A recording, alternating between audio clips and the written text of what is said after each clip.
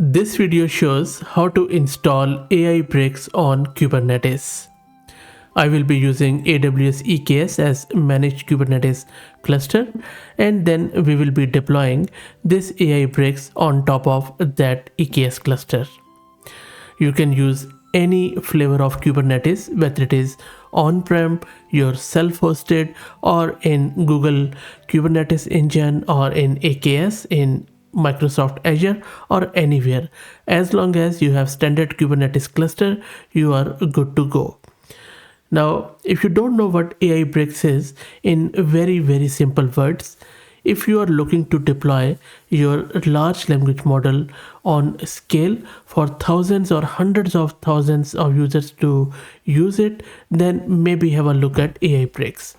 The whole purpose of AIBrix is to make serving of large language model dynamic and scalable, and I will be talking a bit more about its architecture, but I really don't want you to get bored at the start of the video. So instead of explaining the architecture, let's get right into it and we will see how it works.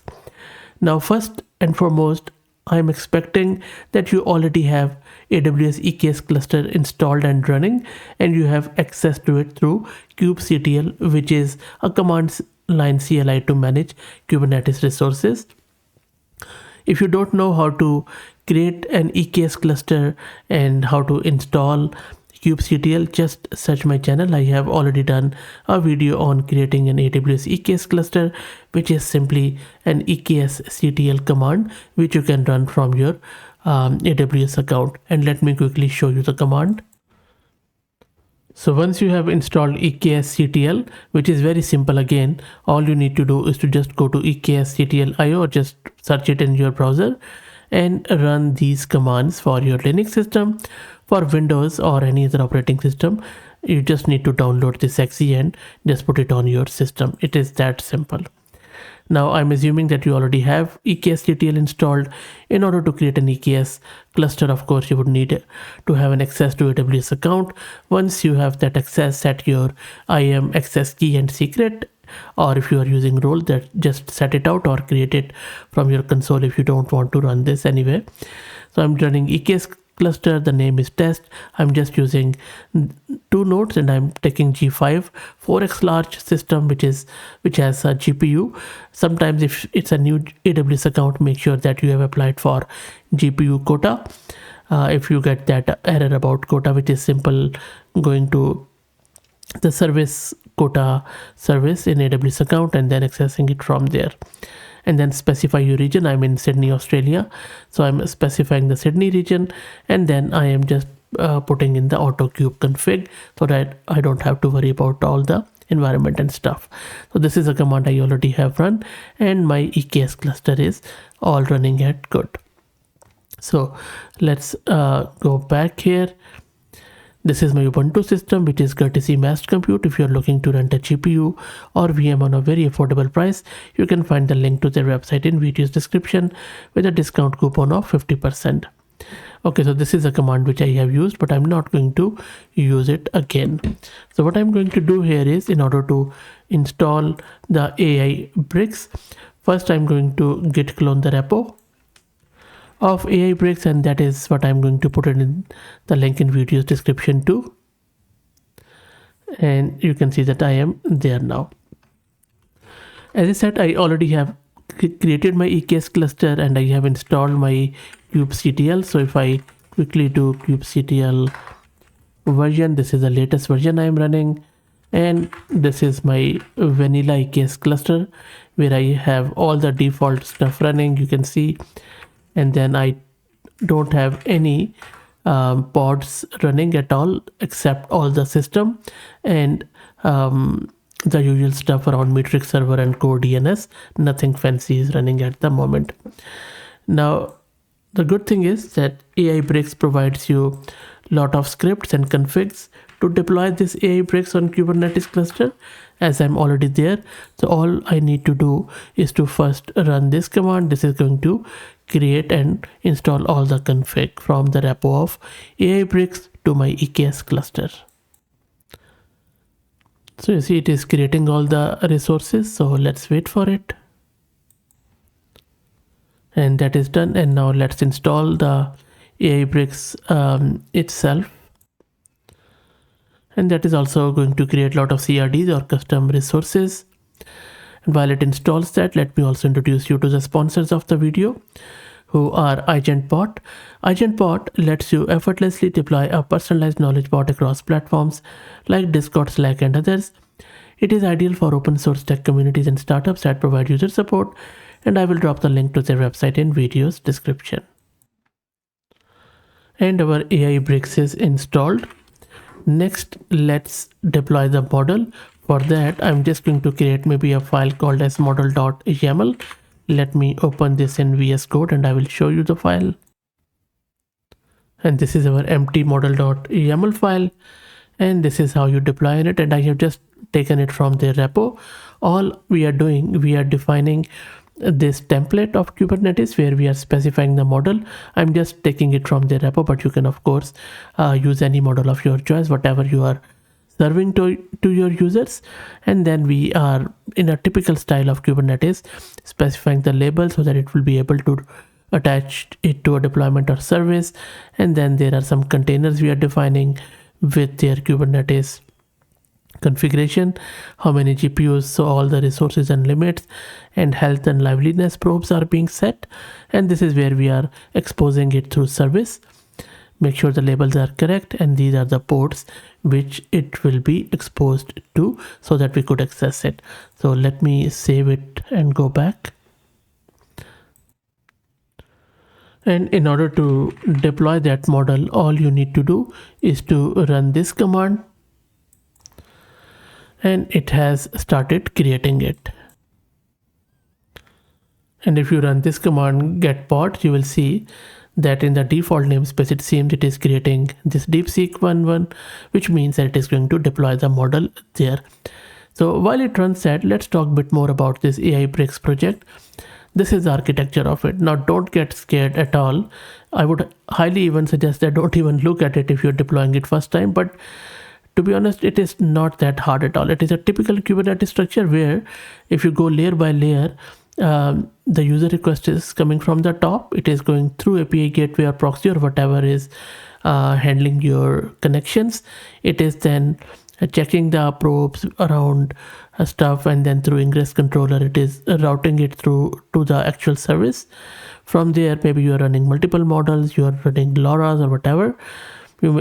Behind the scene, it uses a LLM inference engine, which we already have covered on the channel. Multiple models are being served, caches are there, and then you can even attach it to some S3 buckets to store some objects, some data sets, some artifacts, and even credentials. And then you can implement different policies, which it does behind the scene, which you really don't have to worry about. The whole idea is very, very simple, to be honest. So let me try to explain while it creates that model.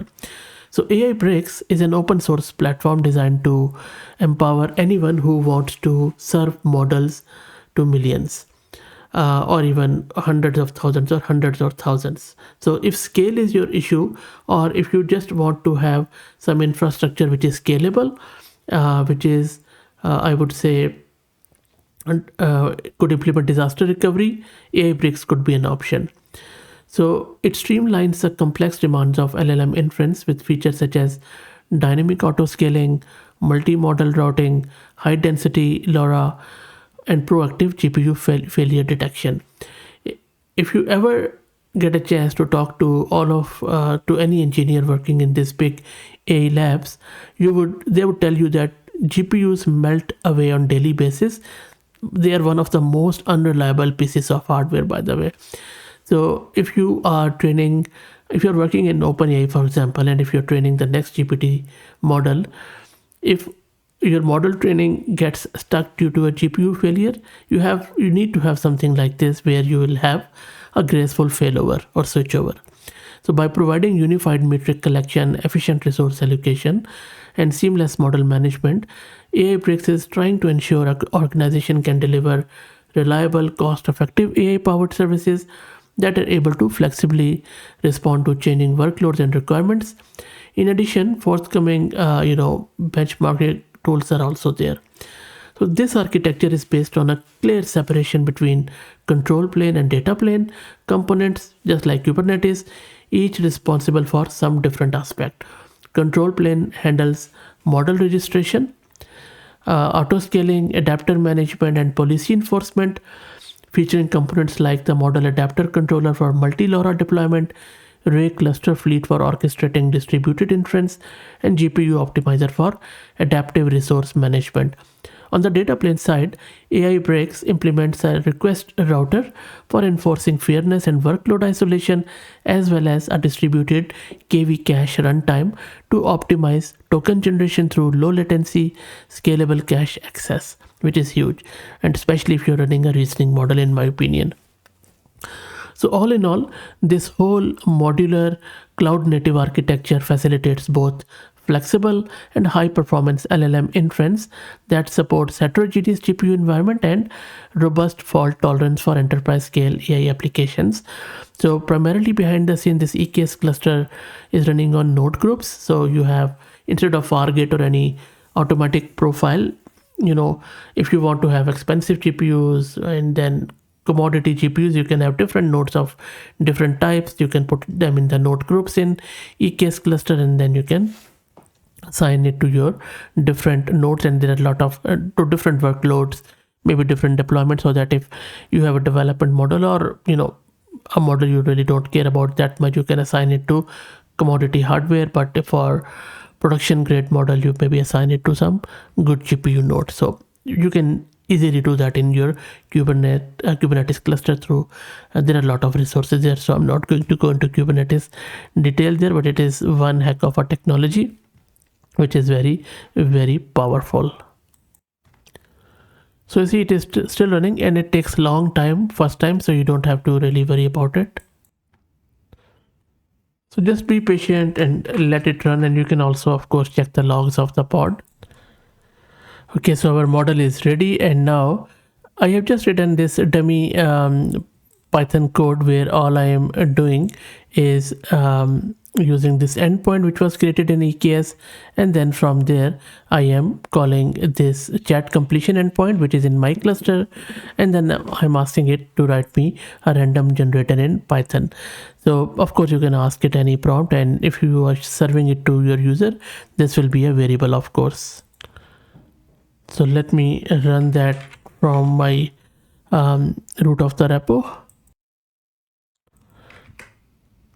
And there you go. So it has given us a response where it is, these are some of the metadata about the model, and this is the response from the model.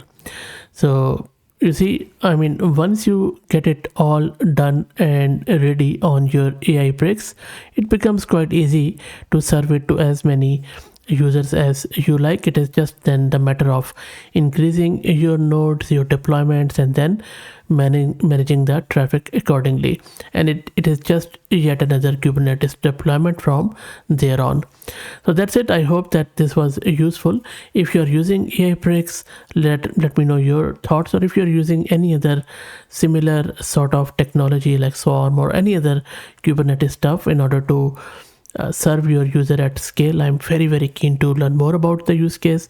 Please share in the comments so that we could all learn, because this is such a cutting edge, bleeding edge technology, and I'm more than sure it's not as simple as it looks on the paper. There would be a lot of things to take under consideration, and working in the production environment is totally different. Anyway, let me know what do you think. If you like the content, please consider subscribing to the channel. If you're already subscribed, please share it among your network, as it helps. Thank you for watching.